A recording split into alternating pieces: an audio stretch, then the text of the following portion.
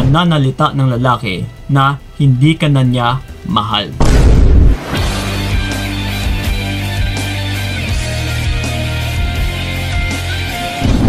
Yon.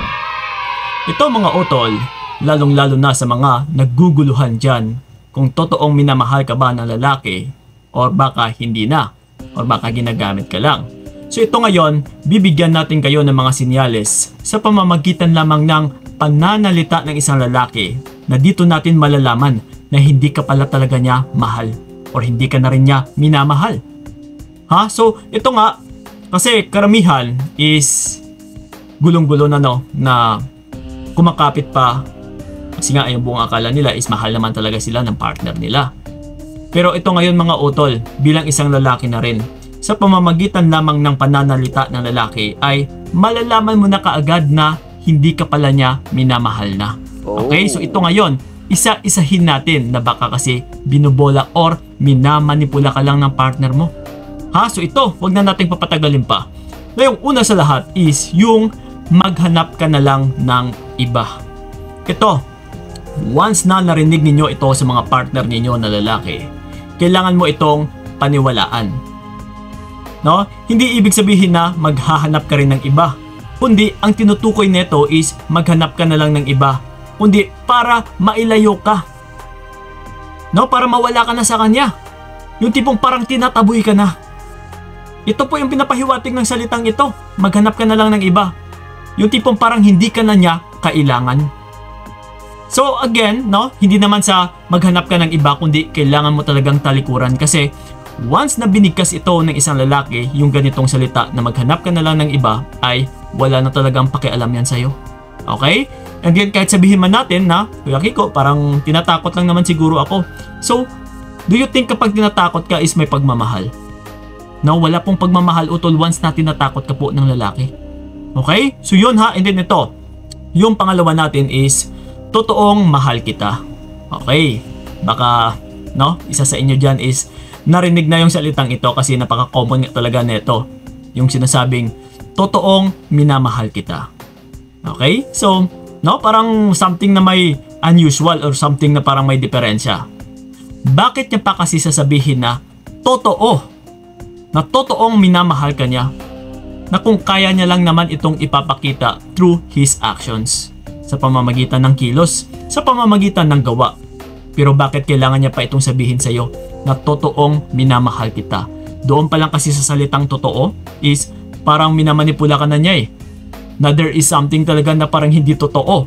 Kasi pinapangunahan ka niya sa pamamagitan ng pagmamanipula sa salita na totoo daw na minamahal ka niya. Okay? So once na narinig mo yan utol, hindi po totoong minamahal ka niyan. Ha? So yun. And then ito, yung pangatlo natin is yung palaging scene mode. Ito, ibig sabihin, no talk, wala nang salita kumbaga. No? Hindi ito sa pananalita kundi wala na talaga itong salita. Kapag wala ka nang naririnig na salita or messages man galing sa partner mo na yung tipong parang sinisin mode ka na lang palagi, is a sign na po ito utol na hindi ka minamahal. Yung tipong umabot na ng 1 linggo, 2 linggo, scene mode ka na lang, may pagmamahal bang ganyan na natitiis ka? Kasi kung minamahal ka talaga ng tao is hindi niya pa aabutin ng 2, 3 or 4 na araw na hindi ka kikibuin, na hindi malang o na hindi ka malang kakamustahin. So diyan pa lang nagpapahiwatig na wala talaga siyang pag-alala sa'yo. Okay? So yun ha. And then ito, yung pang-apat natin is masyado kang nag-o-overthink. Kapag narinig mo na rin ito sa partner mo, no, na masyado kang nag-o-overthink, ibig sabihin utol is meron kayong argumento, no, na nakita sa kanya. Or kung ano man yung mga na naging issue mo or na-question mo sa kanya. So kapag ganito, ibig sabihin may problema. No? So but then, kung ito yung maririnig mo na masyado ka lang nag-o-overthink is ibig sabihin yan utol ay totoo kung ano yung hinala mo. Kasi instead na mag-explain siya na ganito, ganyan, para mahimasmasan ka, para kumalma ka, no? Para hindi ka na rin mag-alala. Ganun dapat, no? Kapag minamahal ka. Pero kung iyong ibibelta niya sa'yo is yung masyado ka lang nag-o-overthink. So, saan dyan na para mabigyan ka niya ng pagkikare na para hindi ka na mag-alala ng masyado? Para hindi ka na mabalisa? Wala. No? Kundi Masyado ka lang nag-overthink and then sabay talikod. Nako po. No? Wala pong pagmamahal yan. Okay? So yon. And then ito, yung panglima natin is, lumayas ka dito. Kapag pinapalayas ka na utol, kapag pinapaalis ka ng lalaki, kailangan mo itong paniwalaan. Dahil once na kumakapit ka pa dyan, andyan ka pa din, hindi ka umaalis. Puro pasakit lang yung matatamasa mo dito. Kasi nga, wala na po yung respeto sa'yo. Pero bakit nag-i-stay ka pa? So ngayon parang hinahayaan mo na lang din na masaktan ka ng masaktan. Kasi kung minsan no, karamihan lalong-lalo na sa mga kababaihan is yung tipong dahil sa kakapanood ng mga pelikula is nag-e-stay pa, no? Kailangan kong ipaglaban yung pagmamahal ko para makonsensya siya, no? Para mahalin niya rin ako. Yung tipong kapag nakita niya akong hindi ako sumusuko, naku utol, sa pelikula lang po yan. Pero kapag andyan ka pa rin kasi, mas lalo ka lang masasaktan. Magiging worse lang po yung magiging sitwasyon ninyo. That's why kung minsan nababalitaan mo, nabubugbog na yung babae, no? Kasi sa kakakapit mo yan, na kahit tinataboy ka na, kahit pinapalayas ka na, is andyan ka pa din. Kung ako sa iyo utol, bigyan mo naman ng respeto yung sarili mo. Sa pamamagitan lamang ng masasakit na salita ng lalaki, kailangan mo nang umalma. Kailangan mo ring bigyan ng dangal yung sarili mo na, uy, hindi pwedeng gaganituhin na lang ako. Yes. Okay? So yun. And then ito, yung pang-anim natin is, wala na akong tiwala sa iyo. Yes. Kapag ganito din, na narinig mo sa partner mo na lalaki, wala na akong tiwala sa iyo. So ikaw, mananatili ka pa rin ba sa kanya? Na wala na nga siyang tiwala daw sa iyo? Kuminsan kasi, isa itong pambabaliktad ng lalaki. No, na kung ikaw sana is wala nang tiwala sa kanya, pero pangungunahan ka niya, na wala na akong tiwala sa iyo. So ngayon, parang ikaw pa ngayon yung makakonsensya. So instead na pinaplano mo lang umalis sa kanya, na umatras, pero parang hindi mo na magagawa dahil nga sa konsensya. So but then, ito na ngayon, ginagawa niya na lahat ng mga kagustuhan niyang gagawin. Kahit yung pambabastos, kahit yung pang-aapak sa'yo, kasi alam niya na nandiyan ka pa rin, hindi ka nawawala or hindi ka mawawala dahil sa konsensya. So ganun na kapag narinig niyo po na wala na akong tiwala sa'yo, kailangan mo na rin umatras utol kasi wala na pong pagmamahal yan. So yun. And then ito, yung pang-pito natin is wala ka na doon. Ibig sabihin, wala ka nang pakialam dito. Wala ka nang pakialam sa amin, wala ka nang pakialam doon. So kapag ganito utol, no? Partner pa ba yung tawag mo dyan? At saka partner pa ba yung nagiging posisyon mo sa kanya kapag wala ka nang pakialam na sinasabi niya na wala ka nang paki dito? No? So kapag ganito utol, step back ka na. No? Kailangan mo nang umatras ng palayo or ng patalikod.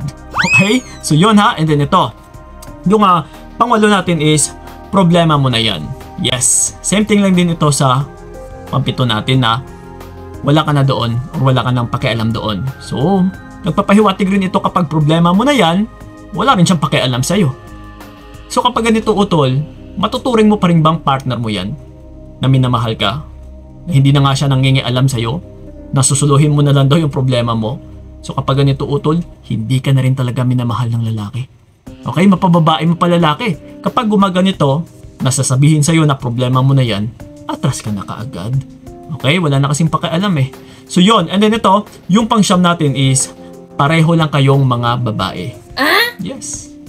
Kung narinig mo na ito sa isang lalaki, na pareho lang kayong mga babae, pare-pareho lang kayo.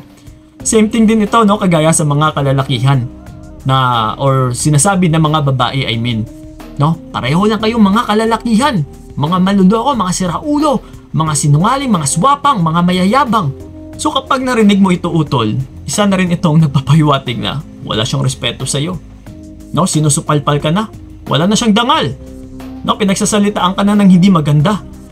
Yes, kapag ganito utol, kung wala na siyang tiwala, no, kung ganun lang talaga ang tingin niya sa inyo na mga kababaihan, pare-pareho lang daw. If I were you utol, atras ka na. Kasi kapag ganito ang salita ng lalaki o yung mga binibigkas niya, wala pong pagmamahal dyan.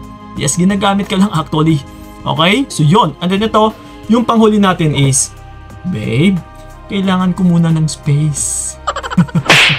Yes, di ba? Napaka-common na kapag nangangailangan ng space yung partner mo, isa lang ibig sabihin yan.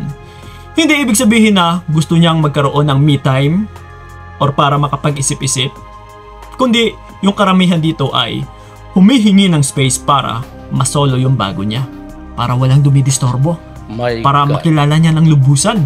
No? Para walang sumasagabal, para hindi rin siya mahuli na may kachat siya, kundi para kapag binigyan mo siya ng space, walang distorbo, no? Mayayakap niya ng husto, nang walang tunog yung cellphone niya, na walang tumatawag, na mayayakap niya ng husto kung sino yung bago niya. Yes? So ganun po yun. That's why, kapag humihingi po ng space, hindi sa dahil niloloko ka niya, kundi dito pa lang din sa actions, no, na niloloko ka is wala pong pagmamahal dyan.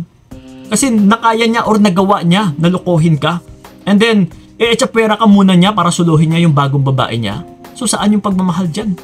No? Isinantabi ka muna. No? Isinet aside ka muna niya. Tapos kapag ganito utol, atras ka na rin dyan. No? So yun po ang mga pananalita kasi karamihan talaga ay yung sa pagdating sa aming mga lalaki is magaling talaga kaming magmanipula.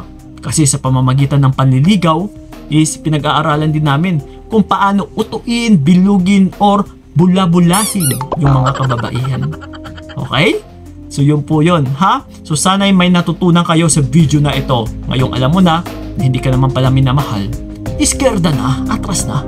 So yun lang po, maraming salamat. And then sa may mga katanungan man dyan, you can leave a comment na dyan sa ilalim and sasagutin natin yan. Lalong-lalo na sa aming YouTube channel. And then sa mga gusto pala ako makausap one-on-one, PM nyo po ako sa aking FB page na Payong Kaibigan ni Kiko. Yes, mag-usap-usap tayo doon. Maraming salamat. So ingat kayo, God bless and babush! Hanggang dito na lamang itong nakayanan ko, nakawangan ang naranasan ko, bibitawan para malaman